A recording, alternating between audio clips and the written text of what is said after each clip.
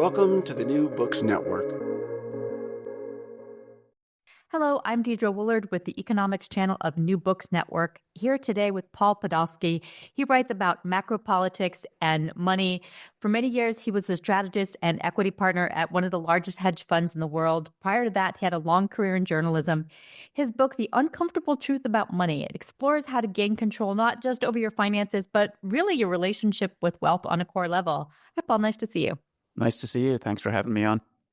Well, I enjoyed this book because it's not a traditional finance book. I know you also write some fiction, and it's very memoir driven. So why was it important to you to have a money book kind of framed in this way? So people would pay attention. Is the short answer. Is that money is really important, but it's abstract. And what I found in writing is that there's a couple of things that pull people in. I don't know if we know why exactly they pull people in, but it's sort of the way we're wired.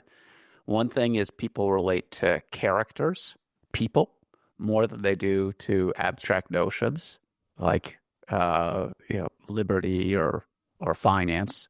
And the other thing people seem to react to very strongly is physical description. And so that was, the classic thing when you're writing a book, as they say, show it, don't tell it. And so that's something that in multiple writes and rewrites of my first two books, I was kind of hammered into my mind. And so when I was writing this, I tried to think about how do I talk about these concepts that are important, but they're not physical or related to a personality to make it so it's a little bit, so it'd pull the reader along. Well, and a lot of times people think that a finance book or a money book is going to be very prescriptive too. So I think, pulling in your own experience makes it feel less like you're being talked down to. Yes. Yeah, absolutely. And it's, I wrestle with the issues I had in the book every day, and probably you do and readers do. I mean, it's the nature of our condition. And so I wanted to get that down on paper. Well, it's interesting too, because you've lived both sides of money, of having none of it. You talk about being in Brooklyn and having rats around and, wanting more for yourself. You also, your career is fascinating. So you get out of college, you're not having a great time finding a job here. You end up in Russia.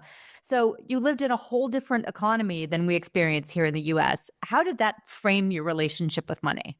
Very meaningfully is the direct answer. And I really hadn't thought about money that much before then. I grew up in a solidly middle-class home in Washington, D.C. My dad worked for the government, and frankly, everybody in our street worked for the government. Yeah, that's usually how it goes. My next-door neighbor was a Secret Service agent. The other neighbor worked at Justice or Attorney General's office, and so a Department of Justice. So everybody was sort of on a government salary, and there really wasn't that much wealth variation. And I didn't think about money that much, actually. We certainly didn't live an extravagant life. But then when I was in Russia in the early 90s, it really woke me up for two reasons. First thing, I really experienced acute shortage. That was the first time that it was really difficult to have basic creature comforts. I lived in a terrible apartment. There was roaches, terrible smells, unbelievable pollution, like you were really physically uncomfortable, point one. Point two is I began to see that the reason why the Soviet Union fell apart is that they had the wrong prices on everything. And it was such a basic idea, but I never really thought about the power of price before. But for instance, and I mentioned this in the book, if you pay a heart surgeon the same as a coal miner, and you just dictate it from Moscow, that, okay, they ought to be, this is what the profession is, problems develop instantaneously. And then I really began to see that prices really were a lens onto something very deep about the way societies were organized. And I got interested in how they formed. That led to economics and then the other choices. Well, and a lot of journalists do make a move into another career for a variety of reasons. A lot of us end up in public relations or in marketing, but you took this different path into finance. So what was that journey like? Fraud, I think, is the short answer. So when I finished graduate school, I really wanted to be a foreign correspondent, to mix the economics I'd learned with history and travel around And the company I joined, which no longer exists, and actually many of the companies I've worked at no longer exist. It was a joint venture between the Associated Press and Dow Jones, and they had like a foreign correspondent trading program. You had to work your way up the ranks. So you took the most lowly jobs. This is, if anybody reads like deep inside the C section of the Wall Street Journal, there are these little tidbits on what happened to cotton today and what happened to copper. I was writing those stories. But one of the results is that you had actually trading screens up, so you could see the way things were moving. And then you had a list of sources who you would call up and talk to. And particularly when I was reporting on foreign exchange, it became this prism into what was going on in the world. You could see these currencies zig and zag around. And I got very interested in that. And then when I talked to my sources, I could see that they didn't really have any particular insight that I didn't have about what was going on. They were making 4 or 5 times what I was getting paid. And I had a young family at that point. And so the thought began to dawn, well, it might be much easier to be on that side of the table than on this side of the table. And one of my sources was fortunate enough to offer me a job. Well, it's interesting, too, because a lot of people think money, wealth, finance, that it's very math driven, but it's really information driven. Yeah, and concept driven. I think really having a conceptual framework for the way these things work. But, leaving a newsroom and then joining a trading floor, it was complete culture shock. The people are very different on a trading floor than they are in a newsroom. And then in the newsroom, of course, it's probably evolved since then, but this was the 90s. The key thing was to be objective, just the facts, man. This is sort of the way you'd think about it. But then all of a sudden on the trading floor, I was in a department that we were given views about what was going to happen. We were supposed to have an opinion. So I had to go from reporting what was happening in the markets to saying this is going to happen and that's going to happen. And that was a huge adjustment in thinking. It was just a crash course that I had to go through because it was happening. It depends on the age of your readers, but I made this shift in the fall of 1998, which was really the teeth of the Asian financial crisis. There was huge exchange rate volatility, and I had to have a view on all this stuff. So it was a total crash course. And it's also at the time when information is starting to speed up. You're Totally. sort of, it's definitely changing. It's going from, calling people on the phone or, information all of a sudden starts to speed up. And that changes how investing functions during that time period too. Totally. I remember that they, at the time, of course, there's spot exchange rates, but then there's also the forward exchange rate. So the price based on interest rate differentials about what's going to happen 3 or 12 months from now. And at the time, people couldn't see, the customers who were buying the hedges couldn't see what the forward interest rates were unless they had a Bloomberg or they had some sort of forward interest rate guide on their computer. And so there would be an ability of the salesperson to put in a spread there to benefit them relative. And all that stuff just began to appear. And so the clients were like, really? That's 143.21 on my screen shows 143.18. And the dynamics began to shift very quickly. Yeah. Well, I want to talk a little bit about career with you because the book really has a bunch of uncomfortable truths, I think, about money. And one of them is, well, you got to make it. And so, journalism is sort of a passion thing for people. A lot of times, you get into, they say, do what you love. And, a lot of people are drawn to the idea of journalism, I think. But you kind of turn that idea on its head. You say, find what you're good at and what people are going to pay you to do. And you also bring up this idea of a caste system of work where you sort of, it's almost, it kind of felt like a video game in my head as I was reading it, like you kind of have to keep leveling up. So explore with us a little bit about work in general and how that relates to income and money. So again, when I grew up, it was my father had the same job forever. He worked at the National Institutes of Health. There was no career volatility. But that was the public sector. Maybe now the public sector is going to become more volatile, but that was the public sector. The minute I joined the private sector, I began to notice that things were in flux. And if you wanted to be safe, and I was just thinking about very practical things about how to have enough money for rent and healthcare and everything for my wife and at the time my young son. Soon we had a second child as well. I was thinking in those very practical terms. And what was evident to me was that, and that now as I've read more of the history, is that the whole darn system is in flux constantly. And if you want to stay safe, you need to be mindful of that because things move fast. Like there was a news report I read over the weekend that said that the unemployment rate of software engineers is right now is above the national average of unemployment, which makes a lot of sense because all of a sudden AI 10 years ago, to be a software engineer was a ticket to financial security. Now, all of a sudden, it's become the opposite because AI is around and Google, these other companies are saying that they're doing something like 30% of their internal coding now with AI. Holy mackerel, that is a big shift. So these changes are constant. And if you study the history, which of course I hadn't at the time, I was doing it more on instinct, but I have since. If you study the history of change since the Industrial Revolution, there are big waves. The canals disrupted the means of transportation, but then the railroads disrupted the canals, and the cars disrupted the railroads. And then all of a sudden, you didn't do as much travel once you had computers, and then the internet to one network, and now AI. It's just, there's been these waves, probably about 6 or 7 of them, major waves that have happened in the last couple hundred years. And each one of them gives rise to lots of new jobs, but also destroys others. And if you're working in this machine, particularly in a system with the social protections of the United States, your listeners probably all over the world, it varies by country, but you need to be adroit. And that was the recognition I came to. And one of the, I think, the uncomfortable truths about money is it matters to all of us, but we're uncomfortable talking about it. I think, like, if you want to have a great way of ending a party, just ask people, everybody at the party, like, let's describe what the net worth is of everybody around the table. I mean, people, nobody, people will leave. People will leave. You can't talk about that topic, but everybody has some notion of what that is, and if they're healthy and they're not healthy. And the other thing is that the system that we're in, even though it creates unbelievable wealth, living standards are much higher now than they are when I grew up, there's this constant economic instability. And to navigate it, we need to be attentive to that. And I've had to do that my entire career. I still have to do it. Well, and it's right now is this particularly anxious time with AI, and because 10 years ago we were telling kids in college to learn to code. That's your future. That's success. If you know how to code, you're going to be fine. And now it's like maybe, but maybe not. So it's this, you talk about in the book about creative destruction. And it's when we look back at those cycles you mentioned, we can see it, and it seems relatively painless.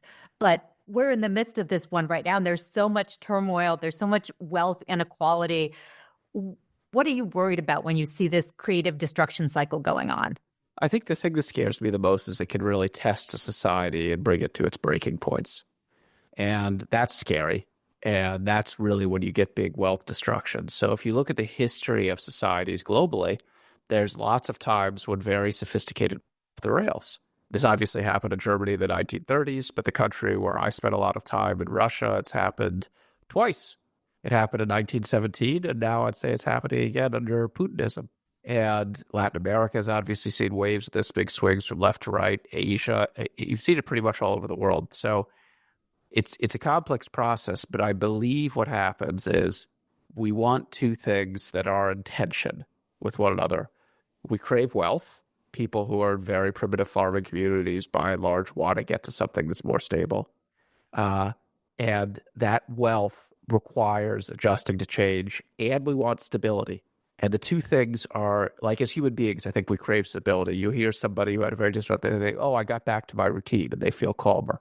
Or sometimes people get back from vacation, they're like, oh, now I'm home. I know this. Like, we have this animal instinct in us, both for wanting to improve things and stability. They're at war with one another.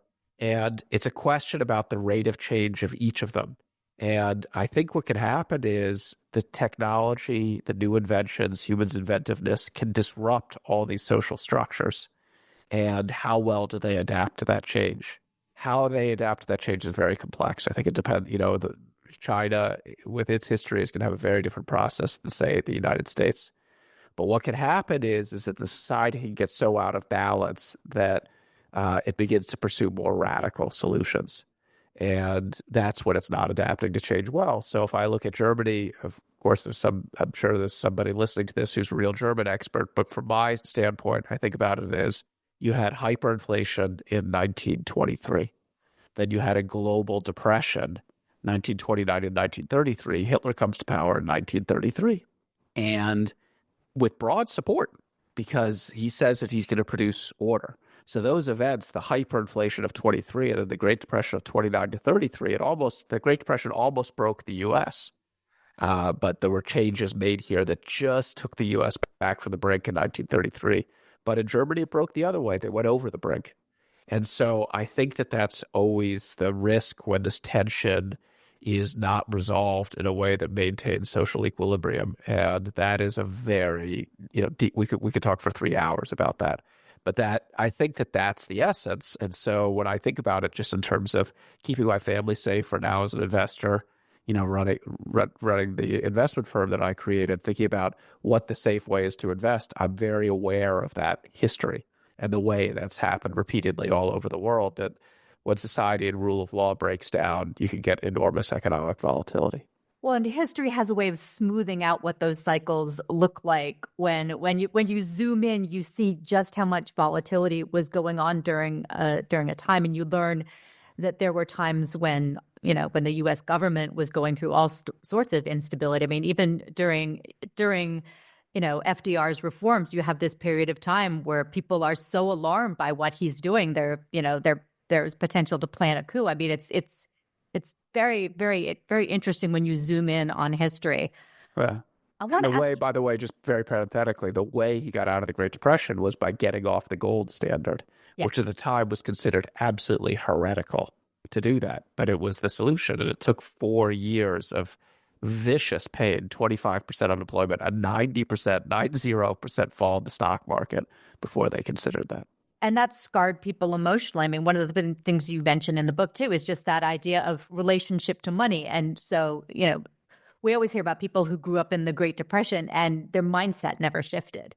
That was my father. That was one of the reasons he worked for the NIH. He experienced that firsthand. And his solution was get the best education literally you can get. So he's a PhD. I'm not. And then work at the center of the government. Then, the federal government, like how safe work can you get? But I definitely think it was part of it. He was a born scientist, but I also think the Great Depression scarred him, just like you said. Yeah. I want to talk a little bit about your work for Bridgewater Associates. Everyone, I'm sure, asks you about that. You were close to, the source of so many ideas. Hedge funds are interesting because you're trying to play both sides to some extent. You're trying to see what might happen and really hedge against either side. In the book, you talk a little bit about the training. Does not sound like a lot of fun. You mentioned sort of exams and quizzes. So how did they train you to be part of a hedge fund? How did they train your thinking? So first thing is, what is a hedge fund? I think a lot of people get confused about what that means. All the term means is that its original intent is it's supposed to give you an investment return, a way of saving your money that is not related to the stock market. So that if the stock market goes through a decline like it did in the Great Depression, you don't get wiped out. That's all it means. Now, the techniques they use for that is most people invest in things that can go up. So if you buy a mutual fund, they can buy a certain set of stocks. I'm sure you know all this, but just for anybody who's listening, who's less fluent in this stuff. And but if the stocks are expensive, the mutual fund is forbidden from selling them. They're always buying them, and a bond fund is always buying bonds, et cetera. And so what a hedge fund is doing is, and Bridgewater was just working for institutional investors, not for individuals. These are big pension funds, sovereign wealth funds, those types of people, is providing a return that has the ability to make money even if stocks are declining in value. So what was the trading like? Ray Dalio, the founder of the fund, somebody who I spent a lot of time with, firmly believed that you really had to train people well. And when I came to the hedge fund, I knew a lot about some things and very little about other things. And to his credit, he wanted us to have really holistic trading. So I knew a fair amount about interest rates and currencies. I didn't know very much about structuring a portfolio, and I didn't know very much about equities either, because those were areas I spent a lot of time. And so he had a class that we all had to go through. And it was a 1-year class. So we're meeting twice a week with homework and tests, and not everybody passed it. You had exams. The exams were hard, and you had to get through it. And so the people who got to Bridgewater were pretty smart to begin with, but then you had to pass this class to become what was called an investment associate. On top of that, once you pass that class, there was a small group of us who would speak with the clients about what was in our portfolios. And to be accredited to do that, I had to pass a series of oral exams. And I don't know how many, maybe there was 15 or 20 of these oral exams I had to pass. And each one was pretty hard, required a lot of study. And so that was, a solid, after I got hired, I was used to being on a trading floor where you came out and you tried to create value right away. And he was like, no, we're going to train you for a year. And I was like, what? But to his credit, he invested the time in that, and then it paid off. I really did learn an enormous amount doing that.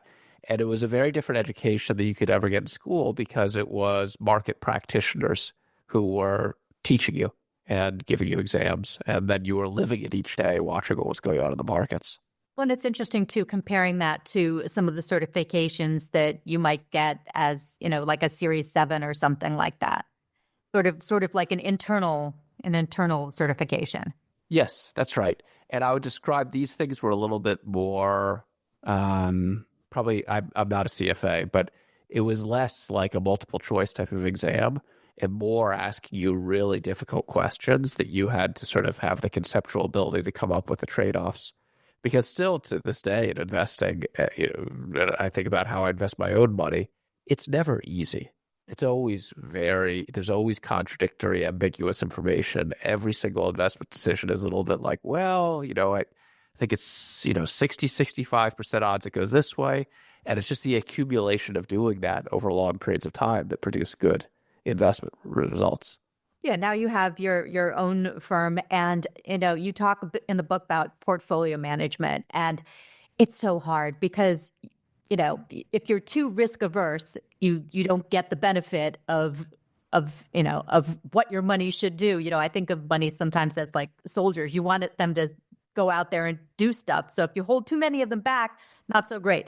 But if you put too many of them out there, then, we all have those moments where you're really glad you have an emergency fund. So that balancing act, how is it for you personally? And then how is it for you in the work that you're doing now?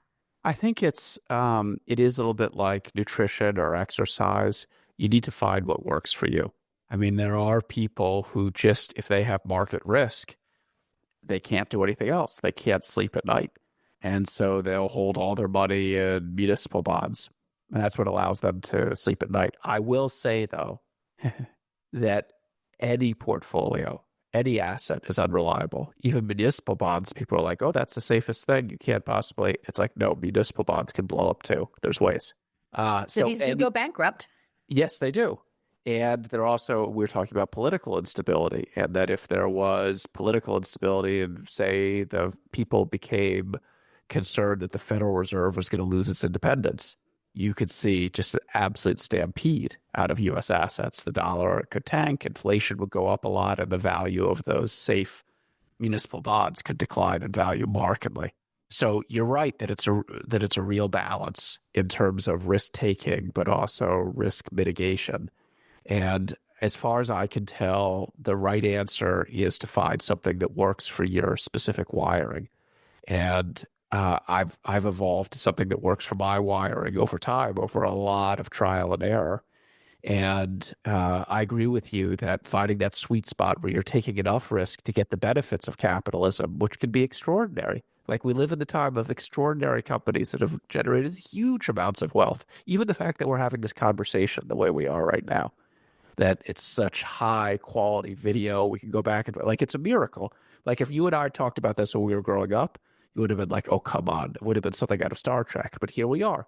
And companies have created that. So you want to participate in that.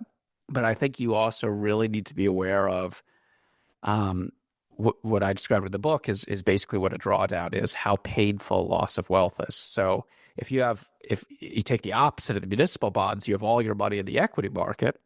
For the equity market to fall 20, 30, 40, 50%, that's completely normal. Like we said, in the Great Depression, it fell 90%. And here where I think it's kind of a boring thing that a lot of people forget about it is they forget about the power of compounding, which is that if you have an equity investment and it loses 50%, to get back to where you would have been requires an extraordinary return. So if you have a boring portfolio that's compounding at 10% a year, which most people say, oh, I was up 10% this year, I was up 10% the next year. For sure, you'll have some friends say, really? My equity portfolio last year, NASDAQ put in 30%, man. What are you doing in that boring old 10% portfolio? But recognize that a portfolio, the NASDAQ, that goes up 30%, it lost, I forget how much in 2022, 20 odd percent, if not more. It could lose 50% easy around the internet bubble that we lived through. It did. And then to get back to where you would have been with that compounding 10% portfolio, you need 110% return. That is a long, long time because the pool of assets you have is shrinking. And then all of a sudden getting a 10% return on a portfolio that's half the size it was, it's de minimis money relative to where you were. So I spend a lot of time thinking about what those trade-offs are and, what's right for each person. I think they got to figure out, I'm a professional investor, so that's the way I do it. But for other people following a rule, I'm going to have a 60-40 portfolio, or there could be lots of, I'm going to have a 40-40-20 portfolio, all these different weights. Have some plan is sort of what I think is the best thing to do, and be aware of what the flaws of that plan are. Like all plan has certain flaws to it. And just be aware of the flaws because that helps adjust your expectations. If you have a 60-40 portfolio, 60% of your money in stocks, 40% of your money in bonds, which many, many investment advisors recommend, just recognize that effectively your portfolio is 90% in stocks, not 60. And the reason I say that is because the stocks are so much more volatile than the bonds that if you look at it in risk terms as opposed to dollar terms, you've got an all-equity portfolio, which means that if equities do bad, you're going to get hurt. So as long as you know that, you won't be surprised if your portfolio, if your wealth declines 30% one year. That's totally normal. Most years it won't happen, but it's completely normal for it to happen. And I think that having those expectations about the way it plays out, at least for me, it's very helpful. Well, and once you go through it, it's a little easier. But the first time it happens, it's awful. It's terrifying. I've held Microsoft since before the dot-com bust, and it took over a decade for it to come back. It was so it's a horrible thing. I liked in the book you talked about it. You compared portfolio management to like your food being too spicy, and it has that quality. It can definitely make you queasy. I want to talk to you about bonds, though, because like you said, everyone gets so excited about equities. I think a lot of people, they see the Magnificent Seven, a little less magnificent now, but equities are where people go when they think about investing. And you're much more, you really are deeper onto the bond side. And you refer to owning your home as a bond trade, which I had never heard before. And I found that fascinating. So tell us a little bit about that. And then why should your average retail investor understand bonds other than like U.S. Treasury bonds? Well, it depends on what their goals are. Like if I've gotten this far, know nothing about bonds, well, fine. Let them continue to be that way. For me, I just wanted to understand, the book was written a little bit of letter for my kids, neither of whom they're both adults, but they're not financially fluent, I wanted to understand how the system worked, how it hung together. And you cannot understand equities unless you understand bonds. I understand equities are a much easier story to understand. It's a great company, robo-taxis are going to take over. I'm long this thing. I can see the future. I get all that. However, the way the system works is assets compete with one another.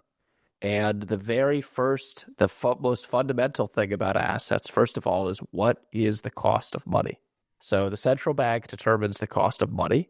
Whether that cost is high, that's them raising interest rates, or low, if that's them lowering interest rates, and they can only control short-term interest rates.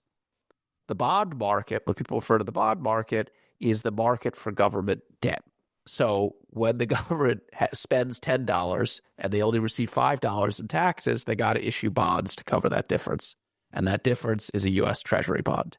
That interest rate is not an overnight interest rate. It could be a 2-year bond, 3-year bond, 4-year bond, 10-year bond, 30-year bond. So they're financing that spending in excess of what their tax receipts are. The price of those bonds then actually determines the price of those stocks, which is something that people have a hard time understanding. But why did stocks go down in 2022? They went down because the interest rates went up. And the more that the Federal Reserve raised interest rates, the easier it was to get a return like you could get in equities for taking no risk. They were paying you 5% or more for owning cash with zero risk as inflation was coming down. And the money comes from somewhere. So people sold stocks, bought those short-term bonds, and the stock market went down a lot. So understanding the mechanics of how assets compete and understanding what the bond market is, I think it's a little bit, it's not the most sexy topic. We were asking at the beginning, why do you have characters here and everything? It's to make that stuff come a little bit alive, as I understood it.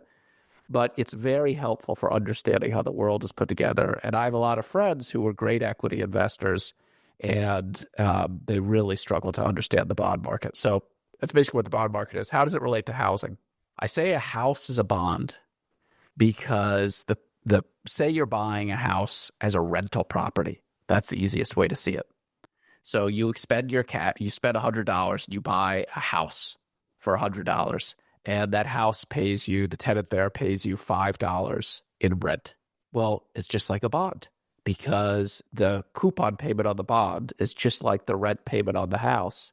And if interest rates go up a lot, the house price goes down a lot because it's harder to borrow money to buy the house. And the same thing is true if interest rates fall a lot and it gets cheaper to buy a house, the house price goes up a lot.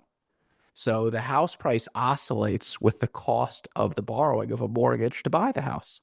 And so even though I didn't realize it either when I bought my first house, I was like, oh, I'm going to have something that's unrelated to my other investments. I was completely wrong. It's completely related to bonds. I can tell you right now as we talk, where interest rates have gone up a lot. A mortgage in the United States, as we speak, costs more than 7% a year. And it's locked a lot of people out of the housing market. And as a result, house prices are barely rising. If interest rates were to fall back to where they were before the pandemic, house prices are going to rise. That's just the way it works because it'll be cheaper and all of a sudden be pent up buying. So the house, you think about it, some individual thing, it's really just a bond. And you could either have the rent that a tenant pays you, or if you're living in the house, you're effectively paying yourself that rent. But still, the ups and downs of the value of the house, like I look at the value of my house on Zillow, it goes up and down with the value of the bond market. Yeah. And right now you've got that lock-in effect where everybody got their mortgage at those low rates. And for a lot of people, they think that's normal. They think a 2 or 3% mortgage is, normal. It's like, no, historically, that's not normal at all. Historically, where we're at now is normal, but it doesn't feel normal, which I think gets to that money idea of what feels normal for you relates to your learned experience, not necessarily history. The great investors that I know always are people who study history. But for most people, we don't see history. We see what we're experiencing or what we experienced, a couple of years ago. That's right. And that was getting back to Bridgewater. That's the thing that Ray taught me. Ray spent a lot of time studying economic history. And as a result, I read a lot of it too. And it's a fascinating, like when I was in school, my undergraduate degree was in history, but it was like regular history. But there wasn't anybody teaching financial history. But then what we were doing is really looking at all these events through a financial prism. And when you did, it was a really fascinating way to see the world. But I completely agree with you. Most people have trouble visualizing the future that looks different than the one that they have lived in. And I think really good investors, a little bit like artists, can envision a future that looks different than the past.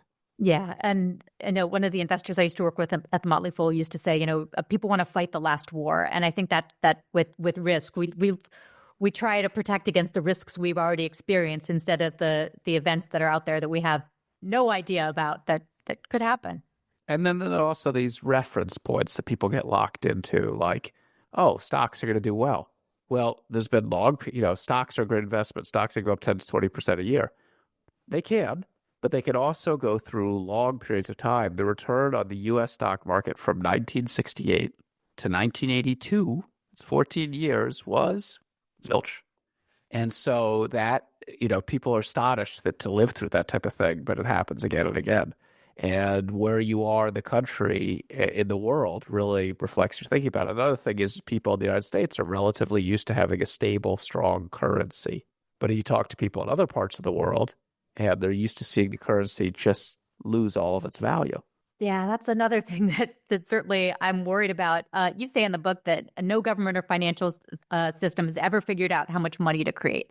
And we certainly see that in the US. We've got these cycles of loosening and tightening. And, now I think more than any other period, but we're so attuned to what the Fed does. We're so, the stock market goes crazy, before Jerome Powell speaks. How do you live with that uncertainty within a currency system, and especially now where we've got crypto as this sort of thing that seems to be impacting currency, but maybe not? People used to think it was a hedge against the dollar or against the stock market. Certainly doesn't seem to be that. That's some of the uncomfortable truth too. Yes. So for me, it was stage before you do anything about it, just try to understand it.